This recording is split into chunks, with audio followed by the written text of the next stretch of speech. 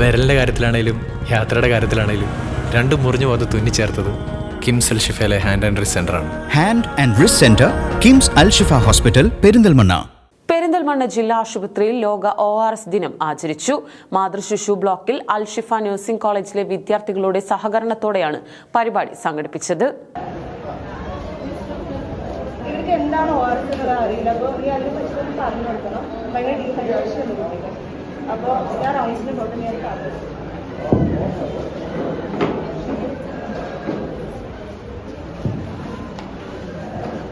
അപ്പോൾ കണ്ടില്ലേ ഈ കുട്ടി എത്ര ക്ഷീണത്തിലാണെന്ന്.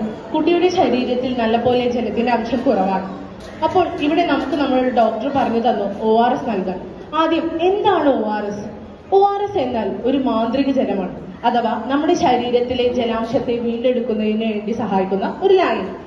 ഇത് ഏതെല്ലാം അവസരങ്ങളിലാണ് ഉപയോഗിക്കുന്നതെന്ന് നമുക്ക് നോക്കാം.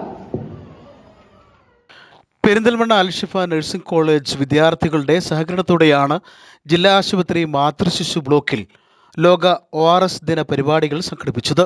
PP unit medical officer doctor Muhammad Shareef Thenath പരിപാടി ഉദ്ഘാടനം ചെയ്തു. ജില്ലാ ആശുപത്രി public health nurse Maji Shareef അധ്യക്ഷത വഹിച്ചു. വയറിളക്കം, ഛർദി, പനി എന്നിവ മൂലം ശരീരത്തിൽ ജലവും ധാതുക്കളും വേഗത്തിൽ നഷ്ടപ്പെടുന്നതിനാൽ ORS പാനീയം ശരീരത്തിലെ നഷ്ടം പുനഃസ്ഥാപിച്ച് നിർജ്ജലീകരണം തടയുന്നു. ORS ലായനിയിൽ ഗ്ലൂക്കോസ്, സോഡിയം, പൊട്ടാസ്യം തുടങ്ങിയ ഇലക്ട്രോലൈറ്റ് ഘടകങ്ങൾ അടങ്ങിയിട്ടുണ്ട്.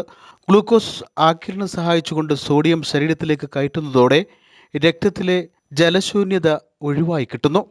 നിർജ്ജലീകരണം ഒഴിവാക്കി ജീവൻ രക്ഷിക്കുന്നതിന് സർക്കാർ ആശുപത്രികളിൽ സൗജന്യമായി ലഭിക്കുന്ന ORSഉം സിങ്ക് ഗുളികകളും ഉൾപ്പെടുത്തണമെന്ന് മെഡിക്കൽ ഓഫീസർ അറിയിച്ചു.